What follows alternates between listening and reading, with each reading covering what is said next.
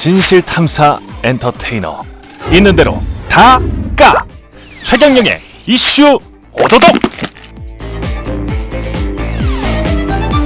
네, 안녕하십니까. 진실탐사 엔터테이너 최경영입니다. 최경영 이슈 오도독 시작하겠습니다. 요즘 국회에선 소신 있는 목소리 한번 내기 어려운 것 같죠. 근데 이분은 주요 현안마다 거침없는 발언, 뚝심 있는 발언을 쏟아내고 있습니다. 21대 국회 이슈 파이터로 돌아오신 김두관 의원 모셨습니다. 안녕하십니까? 예, 안녕하세요. 김두관 의원입니다.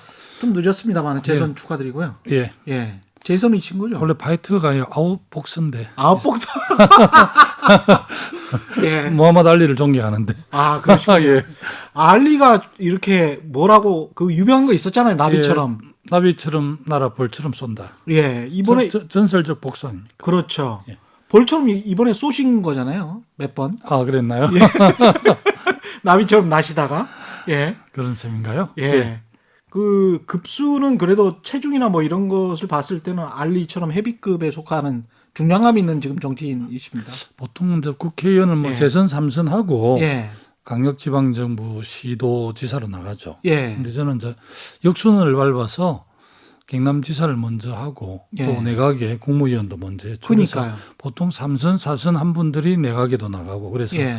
역순으로 밟은 케이스죠. 저는 좀 독특하게. 저는 사실 이 원고를 보면서 재선이라고 하길래 재선밖에 안 됐나? 뭐 이랬어요. 제가 이제 예. 2006년 예. 14년 전에 열린우리당 최고위원을 했거든요. 아. 그때도 이제 최고위원은 보통 당내에서 원외가 거의 못해요. 예. 제가 최초고 두 번째 이제 현역 국회의원이 아닌 최고위원 한 사람이 후에 이제 충남도지사 안희정 최고위원 아. 그렇게 했어요.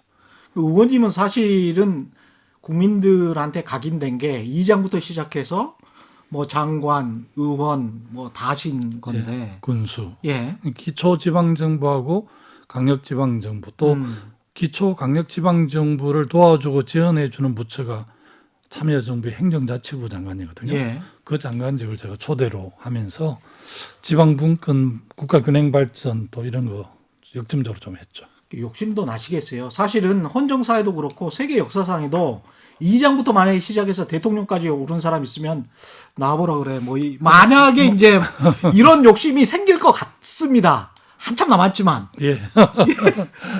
저보고 예. 많은 분들께서 이제 뭐 시골 이장 출신이 군수도 하고 또 장관도 도지사도 하고 예. 국회의원도 했으니까 예. 이제 집에 가서 좀 쉬어라 이렇게 하면 좋은데 예. 만나는 분들마다 끝까지 한번 해보라 그래요. 아. 끝까지가 뭔지 잘 모르겠는데 그래서 좀 고민되기도 하고요. 예. 준비를 많이 해야 하나 이런 예. 생각도 들기도 하죠. 지금 보니까 벌써 준비를 하고 계시는 것 같아요. 아 예. 그렇습니까? 예. 저는 절대 부인은 안 하시기 때문에. 저는 안 한 것 같은데 예. 주변에서 한다고 하면 그게 하는 걸로 봐야죠. 예, 열심히 준비를 하시는 것 같고요. 요즘 이제 현안을 좀 들어가 보면 예.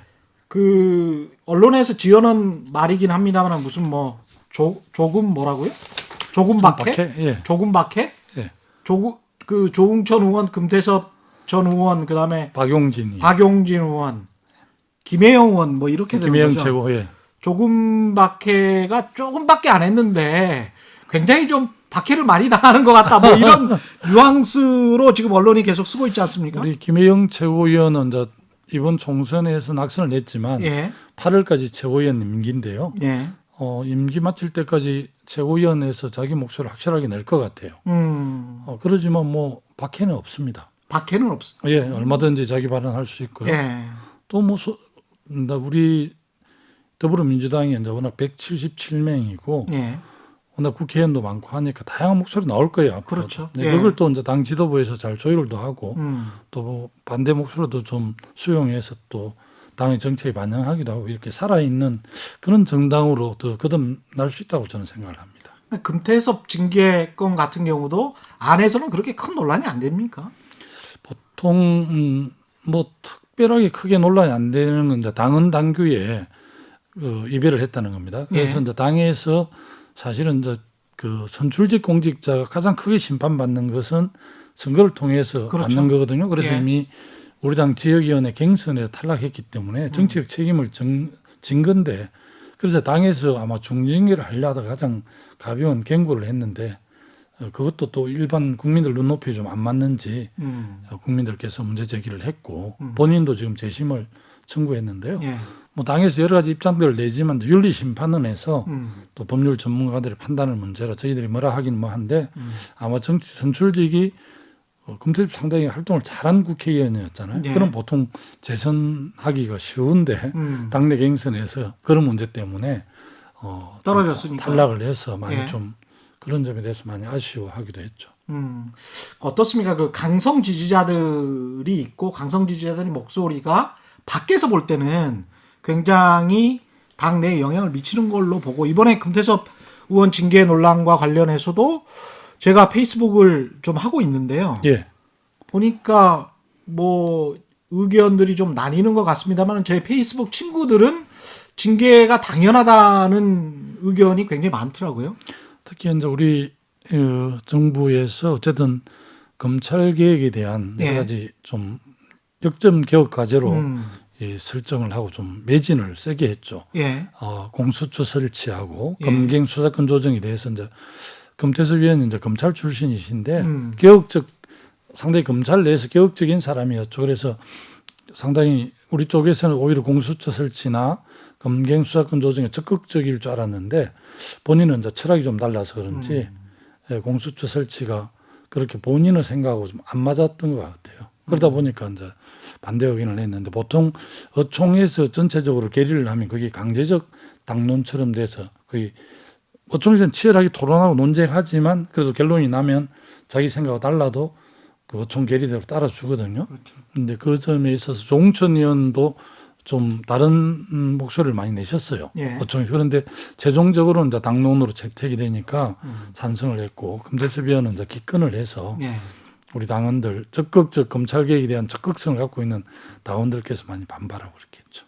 근데 당 내에서는 그렇다고 치더라도 당 밖에서 봤을 때 마치 이제 거의 180석의 정당인데 그러면은 좌우 뭐 안에 굉장히 많은 목소리가 있을 것 같은데 그걸 다 포용하는 방식으로 가는 게 훨씬 더 밖에서 보기는 긍정적으로 보일 텐데 네. 180석의 정당이 거의 180석의 정당이 80석의 정당처럼 이제 행동하는 것으로 비춰지면 네.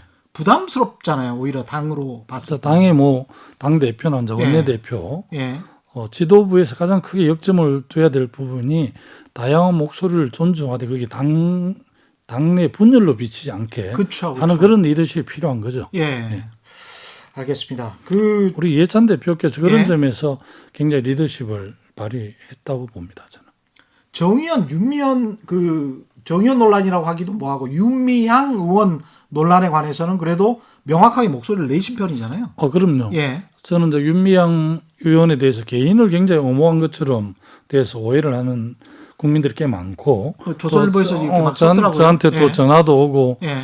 또 제 지지자들은 김동완이 굉장히 좀 겸손하고 점잖은 것 때문에 좀 지지를 했는데 이번에 보니까 파이트를 하면서 예. 뭐 지지를 처리는 안 하겠지만 예. 굉장히 염려가 된다 이런 말씀들을 많이 하시는데 예. 저는 윤미향 개인에 대한 옹호라기보다는 이제 그 정신대 대책협의회 그리고 정의기억연대가 우리가 정부도 못한 소위 일본군 성노예 문제를 국제 평화 인권 여성 운동으로 이렇게 끌어올린 그런 점들에 대해서 저는 그 패배해서는 안 된다 이런 입장이었거든요. 그렇죠. 예. 개인에 대한 입장 물론 윤미향 본인도 해명을 했고 지금 검찰에 조사 중이기 때문에 해단을 내서 뭐라고 말씀드릴 수는 없지만 그 검찰 조사에서 문제가 되는 부분은 윤미향 씨가 책임지면 되고 언론이 또 과도하게 막 공개한 부분도 있거든요.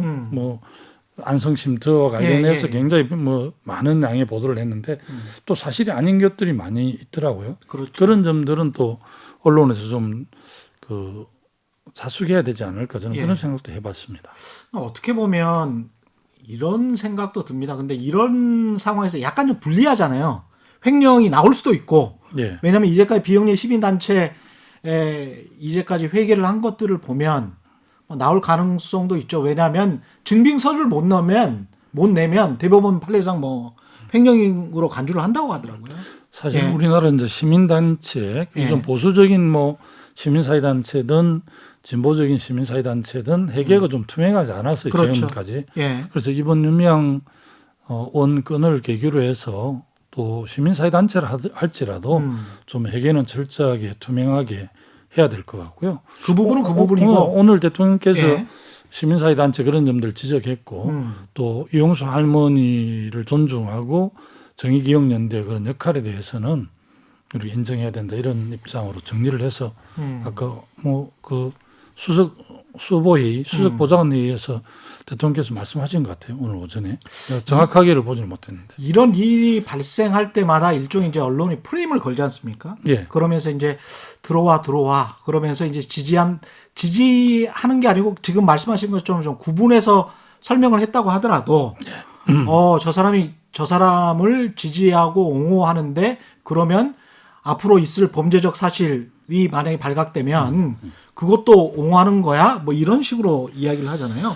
특히 조선일보. 옹호할 수가 없죠. 예. 뭐 범죄적 사실이 드러나면 그 부분에 대해서는 본인이 책임져야 될 문제고 특히 이제 우리 이 평화의 소녀상이라든지 일본군 성노 위안부 문제가 사실 한일 간에 첨예한 문제지 않습니까? 그렇죠. 역사 청산이 딱 잘 되었으면 가깝고도 가까운 나라가 될 건데 일본과 우리 관계는 36년 일제 강점기 때문에 예. 식민 지배 때문에 가깝지만 먼 나라가 되어 있잖아요. 사실은 일본이나 중국 이웃 나라다 우리가 설린 우호적으로 잘 지내는 게 좋은데 여러 가지 역사적인 그런 경험도 있고 해서 그렇게 쉽지가 않아요. 그래서 정말 미래를 위해서는 그렇게 나아가야 되지만 과거가 제대로 역사가 정확하게 정리되지 않고 미래로 갈 수가 없는 거거든요. 예. 그런 측면에서 정의기억연대 역할에 대해서는 저는 굉장히 존중하는 입장이었고 그래서 이제 그런 입장을 했는데 특히 이제 이 부분을 가지고 제가 볼 때는 뭐 본질이다 아니다 이렇게 말씀드릴 수는 없지만 비본질이다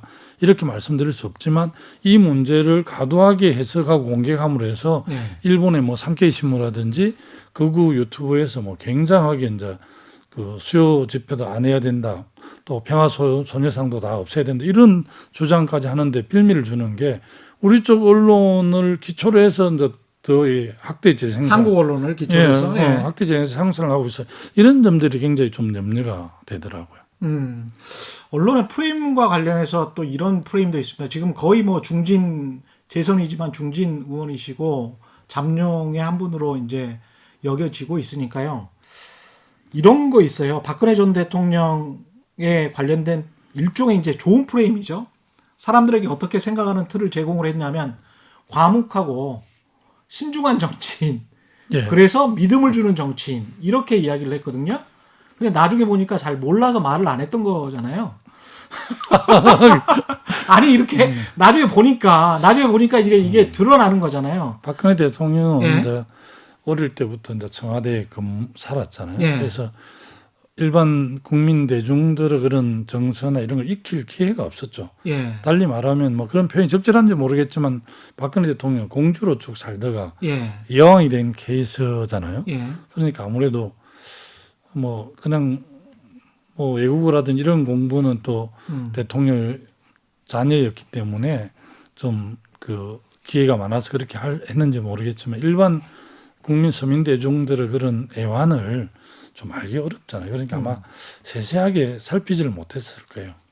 그러니까 제가 이제 드리고 싶은 말씀은 귀족적이고 샤이한 어떤 정치인 뭐 이렇게 프레임을 할 수도 있는 거지고 과묵하고 신중한 정치인 이렇게 프레임을 할 수도 있는 거란 말이죠.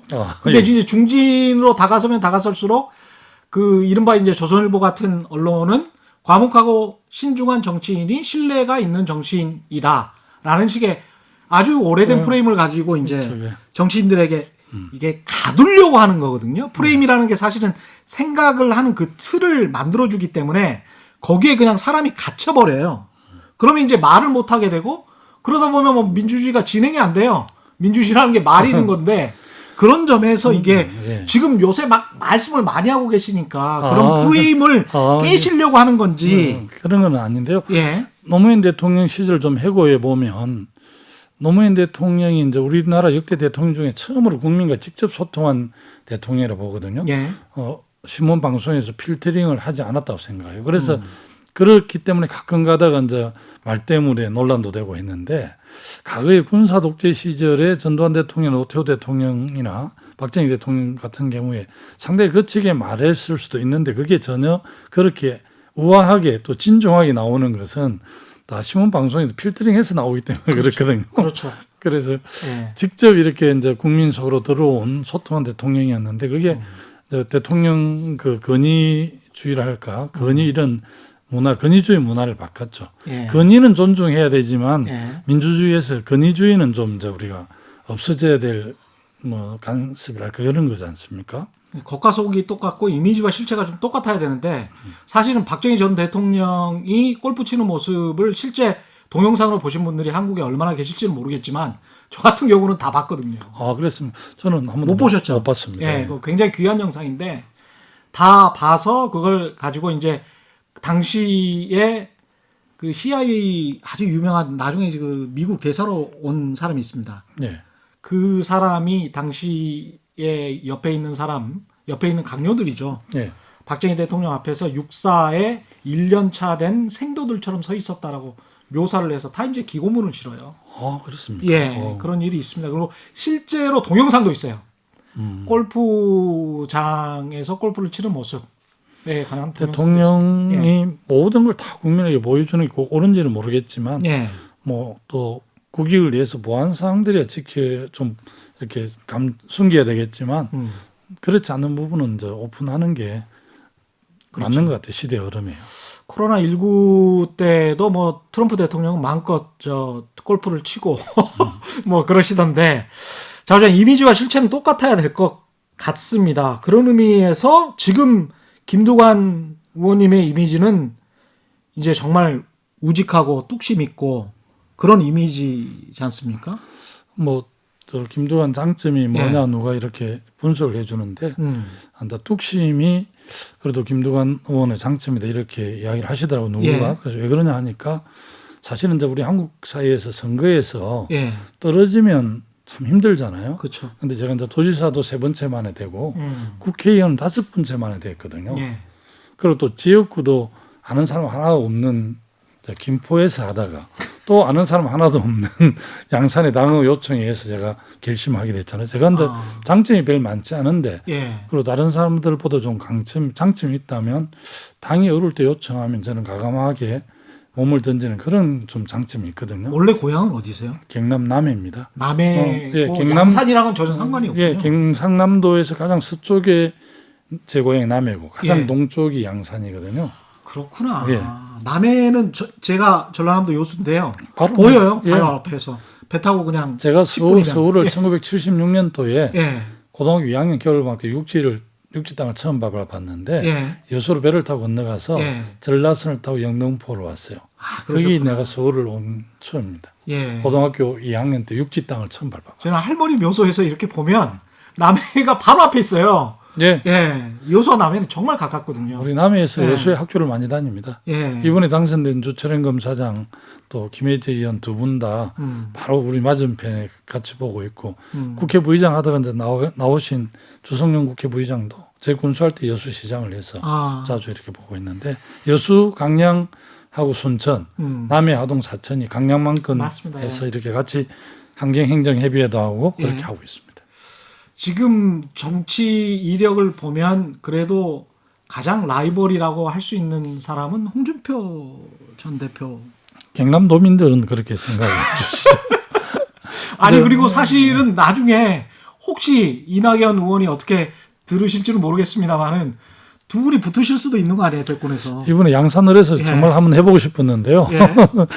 한교안 대표하고 김영우 공간위원장이 안 주셨어요. 그래서 사실은 저 양산을에 갔는데 홍준표 그 대표께서 오시는 걸로 해서 그냥 양산을이 핫플레이스가 됐어요. 낙동강 전선은 일부이기도 하고 또 문재인 대통령 사저가 있다 보니까 언론이 굉장히 상징성을 부여했고 나이는 저보다 연배신데 제 후임 도지사예요. 그리고 제 전임 도지사는 김태호 지사인데 경남 땅이 좀 뭐 지리산도 있고 가야산이 있어가 기가 세서 그런지 거창, 함양, 산청 합천에 가서 무소속으로 김태호 제 전임 지사도 되고 저는 또 김포 양산 가서 또 당선되고 홍준표 지사는 그 밀양, 창녕, 하마, 어른 지역구에서 대구 수성 올라갔는데 또 대선에 경남도지사 세 사람이 다 어떻게 이번 21대 총리 잘 되셨네요. 살아남았어요. 이상하게 한번 봐야 될 것 같은데. 아니 근데 경남 양산이 전혀 뭐 지인도 없고 아는 사람 아무도 없는데 거기다가 그래도 경상도인데 아무래도 지역 감정이 좀 덜한 경상남도기는 하지만 예. 되기가 쉽지는 않았을 것 같은데요. 어떻게 그렇게 매번 이기시면 김포도 그렇고 양산도 제가 그렇고. 이제 총선을 88년에 예. 민중의당으로 농민이 활동할 때 한번 당에 결심을 한번 했는데요. 그리고 연속 4번 떨어지고 이제 20대 2016년 20대 처음 되고 이번에 이제 두 번째 됐는데요. 예. 제가 이제 공직선거만 11번을 했어요. 군수는 2번 쉽게 되고 도지사는 3번 만에 되고 국회의원은 5번째, 6번째 됐어요. 그래서 아직도 11전 그렇구나. 5승 6패입니다. 야. 근데 네이버에는 당선된 5개만 서비스를 하니까 예. 요즘 제 명함을 받아간 사람이 예. 그 아마 검색을 해보는가 봐요. 예. 딱 5번 당선만 톡 되니. 아니 그러니까 영광의 자리만 있으셨던 것 같은데 그러니까 그동안에 그러면은 낙선의 기간 동안에 대체로 뭐 하시는 겁니까? 낙선한 상태에 있었을 때 노무현 대통령 이제 행정자치부 장관으로 임명해 주셨고 또 예. 노무현 대통령 정무특별보좌관도 했어요. 그래서 제가 이제 2002년에 그 노무현 후보 경남 선대본부장을 했거든요. 그때 부산 선대본부장을 지금 대통령께서 하셨어요. 예. 그래서 이제 문재인 부산본부장은 이제 민정수석으로 올라오시고 경남본부장을 했던 김동완은 행정자치부 장관으로 예. 올라왔어요. 그런 인연이 있습니다. 예. 일단 바로 앞에 있는 전당대회 이야기를 해야 되겠습니다. 예, 그렇죠. 예, 일단 뭐 예. 당 대표로는 안 나오시는 거죠? 안 나와야 된다라고 말씀을 하셨던 건가요? 예, 안 나온다고 말씀을 해버려서 번복할 수 없네요. 그다음에 당 대표는 왜 안 나와야 된다라고 말씀을 그러니까 앞으로 대권 주자는 안 나와야 된다 이렇게 말씀을 하신 건가요? 그거는 이제 원칙을 말한 거고 제가 당 대표에 대해서 뭐 정리한 것은 우리가 이제 177석이라는 그야말로 압도적인 일당이 됐고 또 코로나19라는 미정유 이거 전염 바이러스잖아요. 예. 이게 많은 전문가들 이야기를 들어보면 올 겨울에도 팬데믹이 더 올 가능성이 있다는 겁니다. 예. 그렇게 보면 이제 이게 포스트 코로나 이후에 여러 가지 집권 여당으로 할 일이 많은 거죠. 그리고 또 문재인 정부의 그 개혁 과제도 마무리해야 되고 이러면 아무래도 당내 리더십도 있고 갱년이 있는 좋은 분이 당을 이끌어 줬으면 좋겠다 이런 생각을 갖고 있었어요. 그래서 제가 뭐 한 달 전에 몇 번 인터뷰를 하는데 그 출마하냐고 물어보는데 저는 뭐 그렇게 정리를 하고 있다. 그래서 좋은 분을 골라서 도울 생각이다. 그렇게 이야기를 했고 다만 이제 우리 당은 당규에 2년 하게 돼 있거든요. 예. 근데 추미애 대표, 이해찬 대표 오면서 2년씩 하면서 우리가 당이 굉장히 안정이 돼 있습니다. 예. 그리고 뭐 촛불 시민혁명에 따른 대선, 또 지방선거, 총선까지 3번 크게 승리한 게 당이 먼저 당 대표를 중심으로 딱 안정이 돼 있는 게 크게 도움이 됐거든요. 그런 관점에서 예를 들어서 이제 이번 8월 전당대회에서 당선된 분이 대선을 올라오면 우리 당은 당규에 1년 전에 당근대권 분리하게 돼 있어요. 그 1년 전에. 예. 2022년 3월 9일이 대선 날짜가 이미 픽스가 돼 있거든요. 예. 그러니까 내년 21년 3월 9일 이전에 그만둬야 되니까 6개월 받기 못하네. 24개월을 해야 되는 6개월 얼마 하고 그만둬야 되니까 예. 이 전당대회를 그 1년 남짓한 시간에 3번을 해야 되는데 비용이 크네요. 이거는 예. 집권 여당으로서 지금 이 코로나 위기 상황을 대응하는 우리 국민들이 좀 뭐라 생각할까 이런 생각이 들어서 제가 언론적인 말씀을 드렸죠. 당권을 꿈꾸시는 분들은 대권을 안 나가는 게 맞겠네요. 지금 상황에서. 네, 그리고 그렇죠? 2022년 대선과 3월 9일에 있는 대선, 2022년 6월 1일에 있는 지방선거를 다 준비하고 그 치러내야 되는 과제를 안고 있는 당 대표거든요. 예. 2022년 8월까지입니다. 예. 이번 8월에 뽑힌 당 대표. 그래서 오늘 우리가 이제 1차 그 전당대 준비위원회를 했는데 안규백 위원장이 중심으로 했는데 이해찬 대표께서 아마 가서 축사를 했는데 예. 이번 당 대표는 2022년 지방선거 대선을 준비하고 관리해야 될 당 대표라고 명확하게 오늘 정리를 한 발언을 해주셨어요. 예. 뭐 저하고 걔네가 비슷하게 정리를 해주셨는데 아마 그렇게 정리하셨기 때문에 지금 후보들이 아직 공식 선언을 안 했거든요. 뭐 우원식, 홍영표 의원 예. 있고 이제 우리 김부겸 전 장관, 예. 이낙연 의원님, 전 예. 총리님 뭐 이렇게 하고 또 기타 뭐 좀 준비하는 분들이 있는 것 같아요. 송영길 의원은 뭐 이낙연 총리가 당대표 너무 안 나오겠다 그렇게 예. 또 정리를 해주셨는데 예. 이게 이제 당권 대권을 정확하게 분리하는 당헌 당규를 존중하는 방식으로 전당대회가 준비되는 것 같습니다. 오늘 보니까 그렇게 되면 대권 나오실 분들이 접거나 또 예. 그렇지 않으면 당권 오는 분들이 나는 대권 도전 안 하고 당권에만 당만 맡아서 제대로 한번 당을 잘 이렇게 관리하겠다 이렇게 아마 정리할 것 같아요. 제가 지금 오면서 들었는데 김부겸 의원이 대권 출마 안 하고 당 대표로서 당대표로. 2년 동안 당을 다시 정권 재창출 그리고 문재인 정부의 마무리 개혁 과제 당을 또 뭐 올해 또 집권할 수 있는 주권 정당 또 그런 당으로 만들겠다고 이야기를 했다고 간접적으로 방금 들었어요. 확인을 못 해봤는데. 그것도 참 모양새가 괜찮을 수도 있겠습니다. 이렇게 되시면 오늘 뭐 최경영의 이슈 오도독에서 대권 도전을 그냥 사실상 선언하신 걸로 그냥 그렇게 들리네요. 저는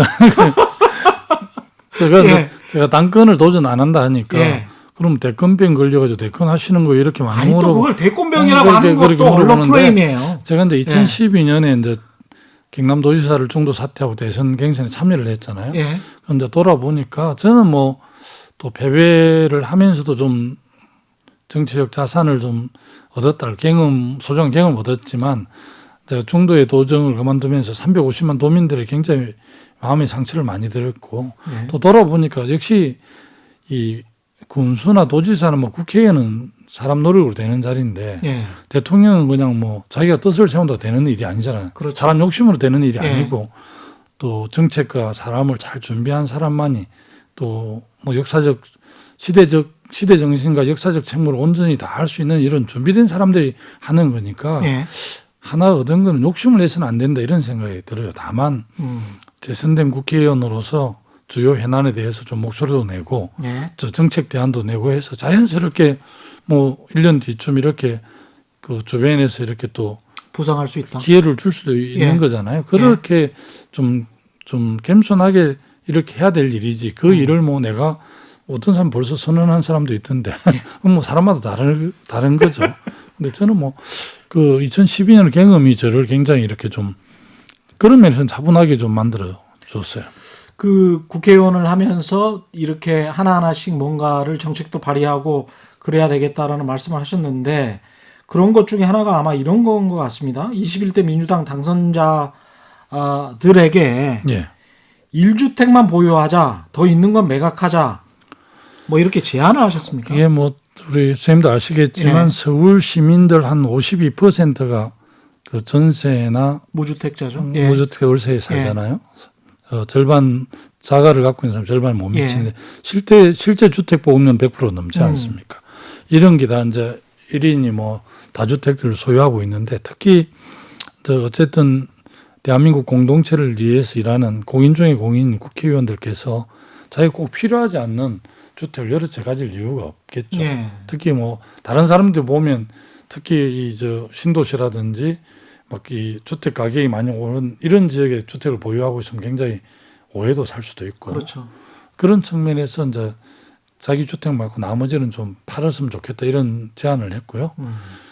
청와대에서도 지난번에 수석 보좌관회의에서도 그렇게 계류를 했는데 그게 이제 또 잘 안 되잖아요. 임대 기간이 2년 보장되잖아요. 예. 그러니까 이제 그런 기간이 있어서 가능하면 2년 이내에 좀 이렇게 매각할 수 있도록 계류를 해주면 좋겠다는 제안을 했고 지난번 이제 후보들이 각서를 쓰기는 했지만 예. 제가 한번 상기시킨다는 의미에서 그런 제안을 했는데 후보들이 각서는 썼어요? 예. 모든 후보들이? 예, 그러면 다 국회의원이 그분들 중에서는 됐으니까. 네, 예. 우리 당 후보들은 다 썼습니다. 예. 그래서 그걸 다시 상기시키려고 제가 지난번에 페이스북에 썼고요.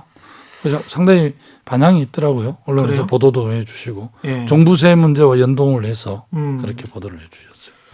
뭐 근데 사실은 지역 출신이셔서 또는 집이 뭐 변변한 게 없으셔가지고 제 이렇게 고향- 제- 제안하실 수 있는 거 아닌가 뭐 이런. 제 고향에 이제 예. 집이 있고요. 예. 할아버지 때부터 물려받은 집이 유일하게 예. 있고 예. 이제 김포하고 양산은 전세로 있죠. 이 앞으로 참이 이제 지역구로 옮기면서 내가 참 마음이 아픈 게 예. 김포는 서울에 또 3분의 1 정도 되잖아요. 그렇죠. 주택 가격이. 예. 뭐 강남에 비하면 한 10분의 1도 되고. 예. 근데 양산은 또 김포에 비해서 또 한 2분의 1, 3분의 1 이렇게 되는 거예요. 그래서 참 그 제가 국가 균형의 발전에 대한 관심을 무척 갖고 있는데 그런 것만 보더라도 이 대한민국의 이 수도권과 비수도권의 균형 발전 예. 이게 그렇게 중요하다고 저는 몸으로 좀 체감해 보더라고요. 그러니까 직장을 많이 그 지역에 만들어야 되는데 또 수도권이 또 효율적으로 사람들이 몰리는 곳이긴 해서 참 그걸 어떻게 풀어야 되나. 우리 참여정부의 예. 노무현 대통령이 그렇게 이제 균형 발전에 예. 그 역점을 두고 사실은 핵심 도시를 만들어서 그나마 잘했거든요. 예. 그럼에도 불구하고 이제 서울에 계속 몰리는 것은 서울이 장점이 있기 때문에 그럼요. 그렇습니다. 정보, 예. 고급 인력, 사람들이 몰리는 곳은 어쩔 수가 예. 없어요. 또 예. 돈이 있기 예. 때문에 기회가 많거든요. 그렇죠. 예. 그래서 참 굉장히 염려가 돼요. 지금 이제 국회에서는 국회의사당 세종부는 청와대도 이제 세종의 집무실 이런 걸 가지려고 하는데 제가 이제 행정자치부 장관 할 때 신행정 수도 건설 특별법을 해서 사실은 정치 행정 수도를 세종시 하는 걸로 했었어요. 예. 그런데 이명박 정부의 법제처장은 이석연 변호사, 예. 그 변호사가 이혼 소송을 해서 그렇죠. 그렇죠. 정말 뭐 우리나라에 없던 간섭법에 근거해서 예. 청와대를 옮기는 것은 불가하게 판결을 하는 바람에 행정중심 복합도시가 되고 지금 대통령 청와대하고 국회는 못 가고 총리실 이하 정부가 가 있는 거죠. 예. 경국대전. 예. 예. 관습법 경국대전. 예, 그렇죠. 이 기본소득 논의가 다시 좀 진행되고 있는데요. 이게 기본소득이라는 게 제가 좀 공부를 해보니까 예. 이게 보통 그 엄청난 게 아니더라고요. 엄청 이게 매달 정기적으로 충분히 사람이 생활할 수 있을 것만 있을 정도로 지급을 해야 되는 건데 원래 이제 기본소득의 예. 원래 개념인데 이 개념을 다 충실하게 지키려고 하면 뭐 5천만 명한테 한 100만 원씩 매달 준다고 하면 600조 원 정도 예. 계산이 되던데 이게 지금 뭐 또 다른 측면을 보면 예. 이게 이제 모든 국민들에게 주기 때문에 양극화를 더 심화시키는 그런 측면도 그렇죠. 그런 면도 있고요. 예. 일단 뭐 50만 원씩 매월 주면 1년에 600만 원인데 예. 5천만 원 주면 한 300조 정도 되잖아요. 예. 그리고 이게 한 30만 원 주면 160조 정도 되는데 기본 사실은 이제 소득이 우리의 이제 예. 그 복지 시스템의 사회 구조를 완벽하게 재설계와 바꿔야 되는 문제니까 지금 이제 하두에 올라서 뭐 치열하게 논쟁하고 토론을 할 거지만 먼 장래의 문제고요. 당장은 전국민 고용보험 이런 게 훨씬 더 현실성 있는 거죠. 근데 김종인 대표가 제가 분석하기로는 그렇습니다. 그러니까 기초연금을 모든 노인들에게 다 주겠다. 네. 20만 원씩. 그렇게 해서 박근혜 대통령을 당선을 시켰단 말이죠. 그렇죠. 근데 이제 지금 가장 아킬레스 건이 이번 총선에서 드러났지만 청년이에요. 예? 미래통합당 입장에서는 청년이기 때문에 청년들을 뭐랄까요? 유인하기 위한, 꼬시기 위한 기본 전략으로 기본소득을 먼저 이야기를 해놨다가 기본소득을 내가 확실히 이야기한 건 아니고 청년들에게만 줄 수도 있고 뭐 이런 식으로 이제 나중에 돌린단 말이죠. 김종인 위원장 워낙 예. 그 노련하신 분이 그쪽 분야의 뭐 최고 전문가시죠. 사실은 7세 미만 아동들에게 월 10만 원 주는 아동수당 예. 그리고 65세 이상 노인 그 저소득 70% 하위소득 70%에 주는 그 기초연금 이런 게 사실은 기본수당의 그 기본소득에 해당됩니다. 그렇죠. 사실은. 예. 예. 그래서 이제 전체 그렇게는 할 수 없고 나중에 뭐 청년들 그렇죠. 일종 세대를 겨냥해서 타겟해서 선거 전략으로 할 수도 있고 어쨌든 저는 물질적 자유 이런 이야기를 하면서 완전 이슈의 중심에 그렇죠. 섰어요. 그래서 예. 참 그 노련한 정치인의 그런 모습을 봤습니다. 민주당 입장에서는 이 논의를 받아서 계속 발전시켜 나가는 게 좋습니까? 아니면 어때야 될까요?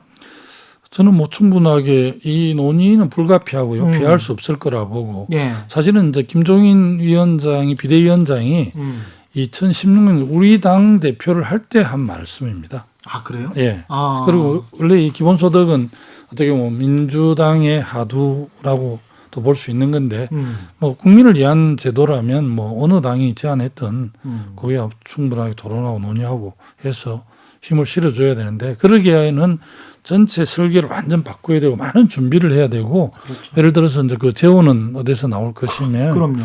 당장 세금을 어떻게 해요? 사실은 지금 유럽 복지 국가는 예. 고부담 고복지잖아요. 세금 예. 뭐 조세 부담률이 40%까지도 예. 가고 이렇게 하는데 우리는 한 20% 남짓 되니까 음. 우리는 중부담 중복지 정도가 예. 가능한 것이고요. 아마 뭐 장기적으로 예를 들어 이제 4차 산업 중에서 이제 인공지능 AI가 워낙 이 직업을 대체하잖아요. 그러면 사람들이 직업을 안 갖지만 기본적으로 먹고 살아야 되는 거지 않습니까? 그래서 그런 사람들에게 기본소득을 지급해야만 소비가 촉진되면서 이제 경제가 순순한되니까 예. 기본소득을 뭐 월 70만 원이다 이렇게 해야 되는데 그게 보편적 복지인지 아니면 경기 활성화인지 저도 잘 구분하기가 좀 힘든데 예. 뭐 이재명 경기지사는 이게 경제 활성화에 기여한다 이렇게 해석도 하고 다른 분들은 이게 이제 복지 개념으로 해석하기도 하던데 뭐 싸움 붙이는 걸 좋아해서 그런지 모르겠는데 박원순 서울시장이 이제 전국민 고용보험이 더 중요하다. 뭐 이재명 지사의 그 기본소득 도입이 그 뭐 더 좀 역점을 더 이러다 보니까 예. 사이 좋은 사람들 요새 싸움을 붙여놨더라고요. 김동완 의원님 어떠십니까? 저는 예. 아직 미정. 예, 아직 미정인데 대세에 좀 그 조응에 따라가려고요. 맨날 비주류 하다 보니까 손해를 많이 봐서 이번 대세에 살짝 얹히고 싶습니다. 예. 좀 이렇게 많이 최경련 경제쇼를 좀 들으시면 대세가 어딘지를 또 아실 수 있을 것 같습니다. 예. 쉽지 않은 선택인 것 같아요. 왜냐하면 우리가 복지 문제가 다 해결된 게 아니지 않습니까? 예, 최근에 이제 특수고용직, 예. 보험 설계사라든지 뭐 골프장 캐디 이런 분들 그리고 문화예술인들은 이제 특수고용직 중에서 고용보험에 편입이 됐는데 지금 보험 설계사라든지 골프장 캐디 이런 분들은 아직 안 됐거든요. 그렇죠. 이 부분까지 다 포함해서 이제 전체 전 국민이 고용보험에 가입하고 혜택을 볼 수 있게끔 설계하자는 게 지금 박원순 시장 주장입니다.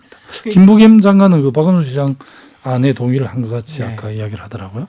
말장난과 정치적 레토릭에 또 속으면 안 될 것 같은 것이 AI 때문에 실직하게 되는 노동자들에게 기본수당을 주자라는 말은 AI 때문에 실직하게 되는 노동자들에게 실직수당을 주자라는 말하고 똑같아요. 사실은 이제 실직수당은 이제 우리가 그 회사에서 해고가 돼서 예. 실업자가 되면 실업수당을 주는데 이게 예. 실업수당이지만 성격은 구직수당이거든요. 그렇습니다. 앞으로 예. 구직을 돕기 위해서 놀 동안 주는 건데 그렇습니다. 이게 어쨌든 뭐 실업수당으로 불리기는 하는데 예. 당분간은 AI가 뭐 사람을 대체하겠습니까? 당분간은 보조적인 역할을 할 거고 정말 20, 30년 후에 예. 빅데이터하고 AI가 결합을 해서 정말 4차 산업의 주요 이 산업들이 이 유기적으로 잘 연계가 되면 사람 역할이 많이 줄어들지 않을까. 그럼 직업은 없지만 천부 인권이 있는데 태어나서 그럼 뭐 직업이 없다고 그렇죠. 사망하라 할 수도 없잖아요. 그렇습니다. 예. 그러니까 이제 그런 것까지 대비를 해서 준비를 해야 되는 거죠.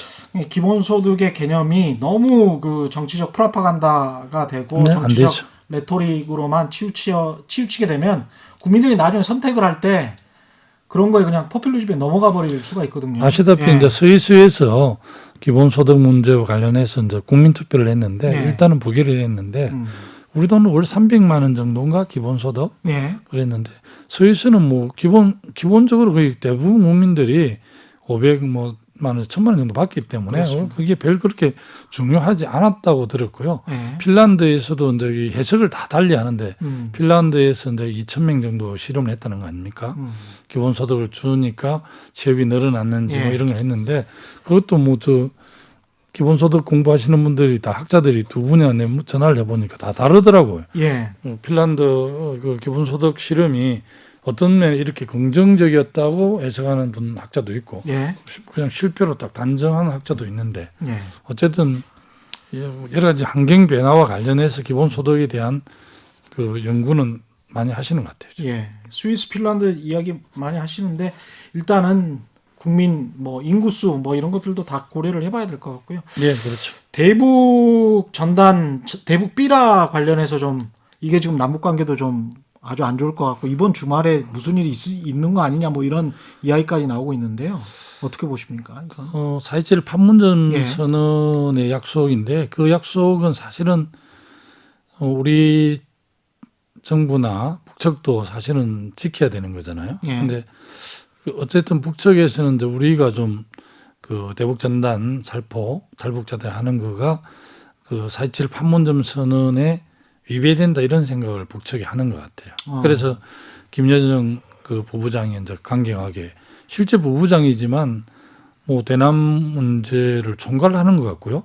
특히 이제 백두혈통의 로얄 패밀리니까 굉장한 그 발언에 대한 무게가 있는 것 같아요. 예. 북한에서는 뭐 김정은 위원장만 지시 이런 용어를 쓴다네요. 그런데 이제 저 김여정 그 발언에 대해서 지시라는 이름으로 지시를 했고, 그러니까 이제 평양에서 군중 집회를 하더라고요. 보니까. 예. 그래서 상당히 어쨌든 오늘 12시부로 전면 완전 그 중단됐죠. 예. 끊겨버렸잖아요. 근데 이 국제 관계라는 게 뭐 그 합의했다가 파기했다가 뭐 오고 가면서 하잖아요.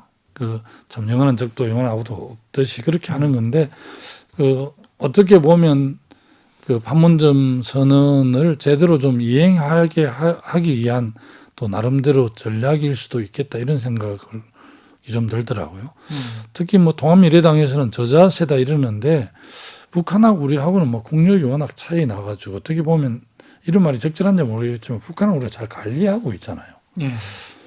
그게 뭐 남북 문제가 저자세다 고자세 이런 문제는 아닌 거로 나는 이해를 하고 있고, 특히 뭐 대북 전단 그 문제와 관련해서 제가 김포에 지금 살고 있는데 예. 김포 파주의 집경 지역 그 주민들은 굉장히 불안하죠. 긴장합니다.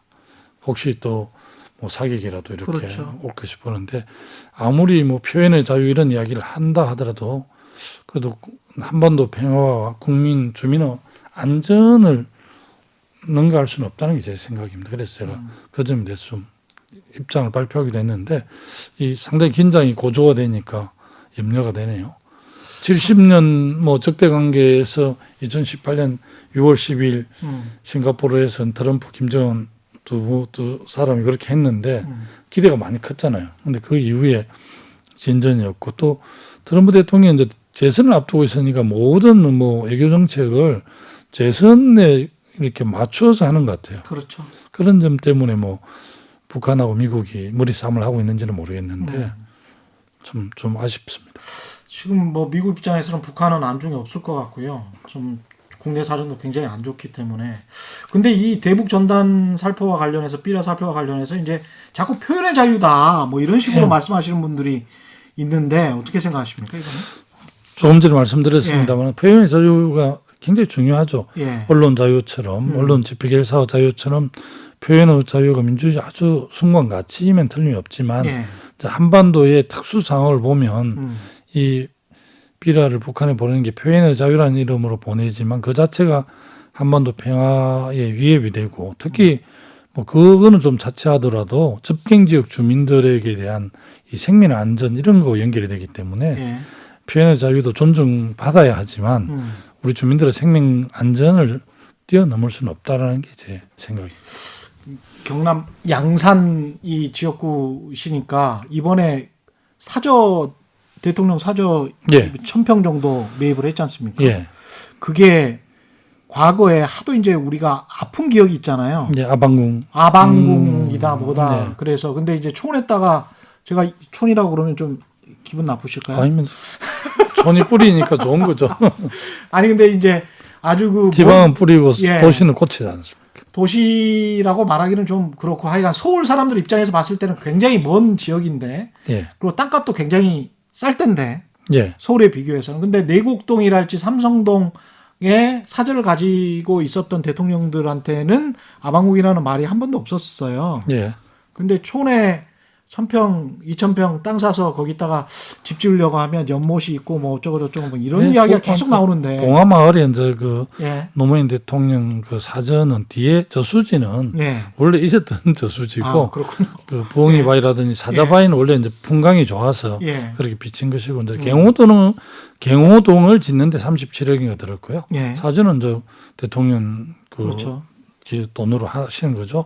이번에 이제 우리 제 지역구인 이제 양산시 매곡동에서 예. 이 사저가 있는데 굉장히 길이 좁고 갱호에 적합하지 않대요. 아, 그래요? 그래서 이제 그 천성산 양산 통도사 부근으로 좀 옮겼어요. 지금 경호처에서 이제 아마 그 지금 사전은 매각을 하고 예. 저쪽에 땅을 1,000평 정도 샀거든요. 아, 이유가 있었군요. 800평 정도 샀는데 예. 거기가 제가 근데 경남지사 시절에 치유 숲을 조성하려는 곳이고 양산 통도사에서 한 10분 거리입니다. 예. 그리고 영축산을 하고 아주 그 조용하게 사시기 좋은 곳인데 그 조용하게 사실 수 있을지 모르겠어요. 뭐 대통령 계시면 워낙 우리 분들 걱정스러워서 많이 찾아가고 예.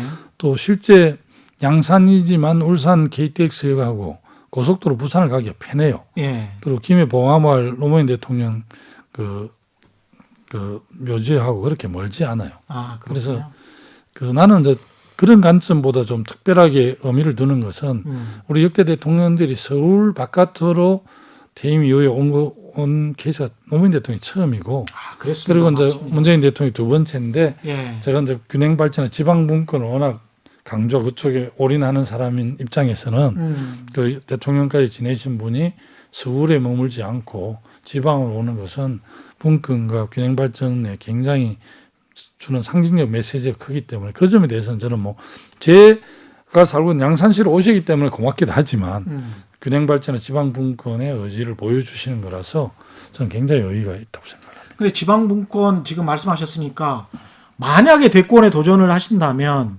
그러면 서울이나 이 수도권 지역에 사는 유권자들 2천만 명이 넘는데요. 그 사람들에게는 약간 좀 불리하게 작용하고 수도 있지 않을까요? 우리 국민들이 예. 워낙 정치 의식 수준이 높으셔서 그런 생각 안 하고요. 실제 이제 수도권하고 비수도권 격차가 되는 게 이제 수도권의 미래 발전, 잠재 발전의 장애가 되거든요. 예. 오히려 이제 동남권이든 뭐 강주 전남이든 전체 대한민국이 골고루 균형 발전하는 것이 대한민국 미래를 위해서 예. 바람직하고 또 수도권도 이 소위 윈윈하는 거기 때문에 전혀 우리 수도권에 계시는 뭐 주민들이 전혀 그렇게 생각하지 않습니다. 그 노무현 정부에서 이제 세종시로 옮기려고 했을 때 제 기억에 이재호 국회의원 이런 분들이 이제 그 아까 이석연 변호사 예. 그런 분들이 이제 소위 수도권 공동화를 이야기했잖아요. 예. 강력하게 균형 발전 정책을 해서 핵심 도시도 만들고 지방으로 기업이 가면 뭐 세제 혜택도 주고 이렇게 해도 예. 서울이 갖는 아까 그 장점 때문에 그렇죠. 사람과 정보 돈이 몰려 있기 때문에 여기가 거대한 벌레홀이잖아요. 그러니까 마침 그때 한 20년 전 이야기입니다만 완전 수도가 망할 것 같이 이야기했지만 전혀 그렇지 않은 게 우리가 이제 수도가 정치, 경제, 행정, 문화 모든 게 중심이 돼야 된다 생각하는데 사실은 서울은 이제 경제 수도고 그렇죠. 부산 같은 경우는 해양특별시, 예. 광주는 뭐 문화, 예. 뭐 그 대전 같은 경우는 과학 수도, 과학 예. 기술 수도 이렇게 되는 거거든요. 그렇죠. 그래서 예. 이 수도라는 게 꼭 모든 전 분야가 다 서울에 모여 있을 이유가 별로 없어요. 지금 시대가 많이 바뀌었어요. 지역 균형 발전을 생각하셔서 그래서 21대에서도 국토위 쪽을 지망을 하시는 겁니다. 아니요, 저는 예? 그 예산을 하실 겁니까? 예산은 이제 기획재정위원회 4년을 했는데요. 예. 지금 이번에도 21대도 예. 전반기는 기재위를 선택을 했고요. 특히 이제 부울경이 국회의원이 예. 40석인데 예. 우리가 7석이 됐거든요. 음. 7명이 좀 인원을 해서 예.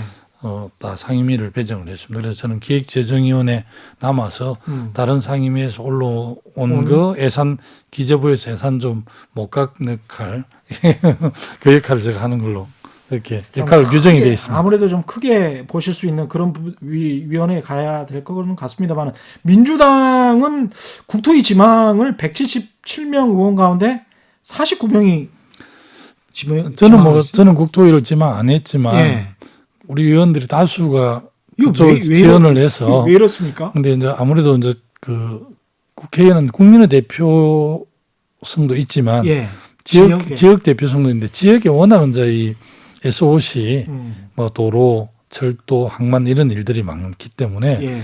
그 국토교통부를 뭐 도와주기도 하지만 또 감시도 하는 비판도 하는 이런 국토교통이 있으면 지역 SOC 수건사업 예산을 확보하는 데 유리하거든요.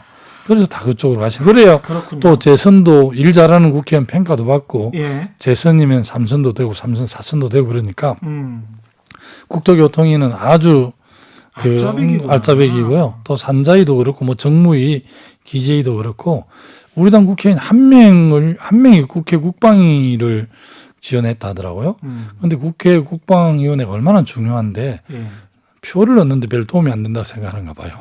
접경 지역에 뭐 군인들이 많이 주둔하고 있는 지역구를 둔 국회의원들 또 군의 고위직을 지낸 분들 정도는 국회 국방위를 가려고 하는데 그냥 일반 국회의원은 거의 안 가려고 해요. 예. 근데 이제 이 다선 그래서 이제 중진들을 많이 배치를 합니다. 국회 국방위나 예. 애통위, 애교통상위원회 이런 쪽에. 지금 언제까지 뭐 국회의원을 계속 하실지는 모르겠습니다만 임기 4년을 다 채우실 생각은 아닌 것 같은 느낌이. 기본적으로 채워야 되는 원칙으로 해야죠. 그래서 지금 하여간 이 기간 동안 어떤 일을 하고 싶으십니까? 국회에서는? 아무래도 제가 이제 지방자치의 약간 상징처럼 돼 있습니다. 실제 예. 뭐 내용적으로 그런 걸 갖고 있는지는 남이 평가하는 거니까 뭐라 할 수 없지만 제 스스로는 이제 풀뿌리 지방자치 아까 마을 이장 농민회 이런 네. 활동을 통해서 이제 기초자치 정부의 남해군정 또 강력지방정부의 경남도정 기초 강력지방정부를 지원하고 도와주는 도우미 부처인 행정자치부를 했거든요. 그래서 제가 20대 국회에서 시장군수구청장 기초강력의회의원들이 국회에서 기자회견 하거나 이런 걸 성명서를 발표하면 과거에는 그냥 그분들이 정론관 지금 소통관인데 그 허가를 받았거든요. 근데 지금은 국회의원이 반드시 배석을 해야 돼요. 그래서 지방정부가 중앙정부의 목소리 내는 기자회견장은 제가 단골로 다 예약해드리고 예. 그렇게 하고 있을 정도이기 때문에 근데 이제 작년에 20대 국회에서 지방 일괄 이양법이라고 해서 국가 사무를 지방정부로 많이 넘기는 지방 일괄 이양법은 통과가 됐는데 예. 지방자치법 전부 개정안이라고 예를 들면 지금은 도의회 사무처장을 도지사가 임명합니다. 임명권이. 예. 그런데 이제 이 전부 개정안에는 어떻게 되어 있느냐? 지방의회 경상남도 의회 사무처장은 경상남도 의회 의장이 임명하게끔 되어 있고요. 예.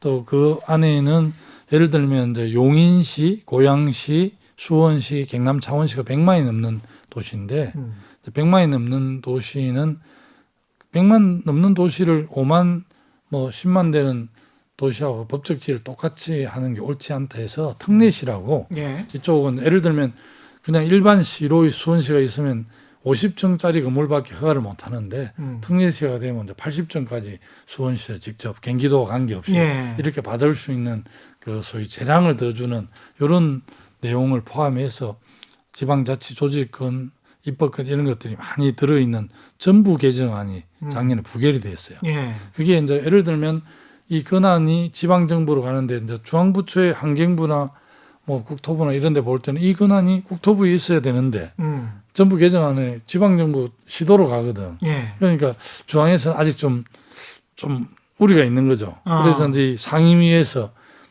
통과를 안 시킨 부분들이 있어서 지방자치법 전부 개정안이 지금 20대 폐기가 돼 버렸어요. 그래서 21대에서 제가 가장 우선적으로 해야 될 부분은 지방정부를 확실하게 도와주는 법인 지방자치법 전부 개정안을 제가 대표 발의를 해야 될 생각을 갖고 지금 준비 중인데 다른 의원들이 또 할 수도 있고요. 그래서 그럼 같이 뭐 공동 대표 발의도 여럿이 같이 할 수 있으니까 해보려고 합니다. 제가 오늘 계속 딴지를 거는 것 같아가지고 좀 죄송스러운데 지방자치 대의민주주의 이 대의명분에는 맞는 거는 같은데요. 실제로 일어난 최근의 사건들 보면 뭐 예천군 의회 같은 경우도 그렇고 사실은 조그만한 그 소규모 네. 그 지방자치 있지 않습니까? 기초자치단체라고 하죠. 네. 우리나라 사이즈의 광역자치단체 말고 기초자치단체 그 의원님들까지 그렇게 다 모셔야 되는 건지 그걸 5천만 원씩 들여서 이렇게 지급을 하고 그게 효율적인가 민주적인가 과연 잘 될까 그리고 앞으로도 그게 토 세력과 뭐 이런 것들 제가 너무 부정적인 취재만 많이 해서 그런 건지도 모르겠지만 그럼에도 불구하고 계속 의문이 생겨요. 예, 지방 정부의 그런 이제 부정적인 걸 그게 이제 역기능이잖아요. 예. 역기능만 보면 지방 의회가 왜 필요하냐 무용론도 예. 주장하고 기초가 왜 필요하냐 그냥 강력해서 임명해서 하면 되지 이런 예. 말씀들을 많이 하시는데 사실은 민주주의 기본 원리를 보면 기초가 더 중요해요. 주민들과 직접 소통이 더 중요한데 예를 들면 우리가 513조 예산인데 예. 이게 국회에서 이 부분을 점검을 해도 사실은 예산이 좀 방만하게 운영된 것도 있거든요. 그런데 국회 전체가 드는 비용이 한 4천억에서 한 6천억 정도 사이 듭니다. 그러면 226개 시군구의 한 개 기초정부의 예산하고 맞먹는데 예. 이 4천억을 들여서 이 국회의원 300명이 그 행정부 하는 일을 감시하고 점검하는 게 국민 전체 이익이 있듯이 제가 이제 남해 군수를 한 25년 전에 했는데요. 한 5천만 원도 안 되거든요. 그럴 때 지금은 좀 더 되는지 모르겠는데 10명의 의원이 있어서 1년에 5억이에요. 예. 그리고 이제 의회를 운영한 비용이 한 5억 들어서 한 10억이 되는데 예.